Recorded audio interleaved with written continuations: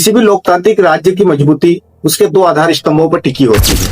पहला है सामाजिक न्याय और दूसरा है वित्तीय अनुशासन। सामाजिक सुरक्षा ना हो तो असमानता बढ़ती है और वित्तीय अनुशासन ना हो तो भविष्य अस्थिर रहता है। मध्य प्रदेश में पिछले कुछ सालों में प्रत्यक्ष लाभ हस्तांतरित योजनाओं का विस्तार हुआ है। लाखों महिलाएं, किसान और वरिष्ठ नागरिक कई सरकारी योजनाओं का फायदा ले रहे हैं। लेकिन एक गंभीर प्रश्न उठता है कि क्या ये मॉडल टिकाऊ मॉडल है? क्या ये जो योजनाएं हैं ये भविष्य को ध्यान में रखकर बनाई हुई है? आज हम भावनाओं से नहीं बल्कि आंकड़ों से बात करेंगे। वित्तीय वर्ष 2025-26 में मध्य प्रदेश का कुल बजट लगभग 3.5 लाख करोड़ के आसपास है, जिसमें राज्य की कुल राजस्व प्राप्ति लगभग 2.5 से 2.6 लाख करोड़ रुपए अनुमानित है। यानी राज्य का कुल व्यय राजस्व से अधिक है।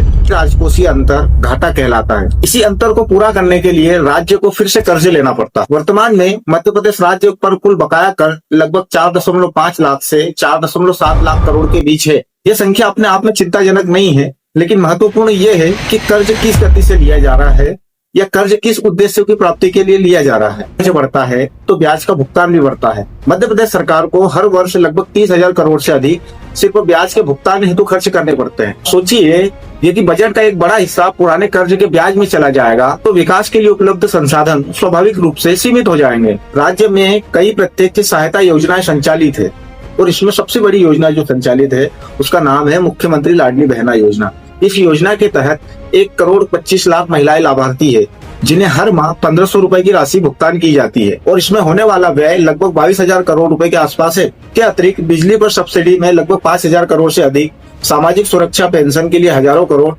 और कृषि आधारित राहत योजनाएं चलती है। यदि सांकेतिक रूप से देखें तो प्रत्यक्ष और अप्रत्यक्ष सहायता योजनाओं पर लगभग 40 से 50,000 करोड़ रुपए का प्रतिवर्ष भार पड़ता है। अब इन योजनाओं का सकारात्मक पक्ष से देखना भी बहुत जरूरी है। नगद राशि देने से ग्रामीण क्षेत्र में उपभोग की क्षमता बढ़ती है। दूसरा, महिलाओं के खाते में सीधी राशि भेजने से उनकी पारिवारिक निर्णय क्षमता बढ़ती है। तीसरा, महंगाई के दौर में ये राशि किसी भी व्यक्ति के लिए एक आर्थिक सहायता का काम करती है। कई आर्थिक अध्ययन बताते हैं कि निम्न वर्ग की आय को सीधी सहायता होती है तथा अल्पकालिक आर्थिक स्थिति को सुधारती है। इसलिए इन योजनाओं को केवल मुफ्त की कहकर तथ्यात्मक रूप से खारिज करना उचित नहीं होगा। अब लौटते हैं मूल प्रश्न पर। यदि राज्य की आय उस अनुपात में नहीं बढ़ती है जिस अनुपात में उसका खर्च बढ़ता है तो भविष्य में वित्तीय संतुलन प्रभावित हो सकता है।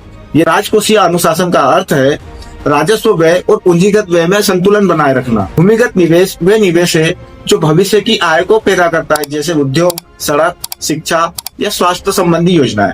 यदि राजस्व व्यय लगातार बढ़ता रहे और पूंजीगत निवेश सीमित हो जाए तो दीर्घ काल में आर्थिक वृद्धि की गति धीमी पड़ सकती है और यदि आर्थिक वृद्धि धीमी होगी तो राजस्व वृद्धि भी सीमित रहेगी और ये वही बिंदु है जब राज्य पर आर्थिक या राजकोषीय दबाव आ सकता है। मध्य प्रदेश में वर्तमान में संवैधानिक उधारी सीमा के भीतर है, लेकिन यदि राजस्व वृद्धि, निवेश विस्तार, रोजगार सृजन समान गति से नहीं बढ़े तो भविष्य में कर्ज जीडीपी अनुपात बढ़ सकता है। इसका अर्थ तत्काल संकट नहीं लेकिन दीर्घकालिक दबाव अवश्य है। लोकतंत्र में नीतियां सिर्फ आज के लिए नहीं बल्कि भविष्य की पीढ़ियों के लिए बनती है। कल्याण भी आवश्यक है क्योंकि समाज में आज भी असमानता है, लेकिन वित्तीय अनुशासन भी बहुत आवश्यक है क्योंकि हमारे पास संसाधन सीमित है। संतुलन वही है जहाँ आर्थिक सहायता भी मिले लेकिन आर्थिक आधार भी मजबूत हो। प्रश्न ये नहीं है कि सारी योजनाएं जारी रहे या बंद हो, प्रश्न ये है कि हम उसकी आर्थिक स्थिरता पर ईमानदारी से चर्चा करें, क्योंकि अंततः राज्य का कर्ज सरकार का नहीं बल्कि हमारी आने वाली पीढ़ियों का दायित्व होता है और एक जागरूक नागरिक का कर्तव्य है कि वह तथ्यों को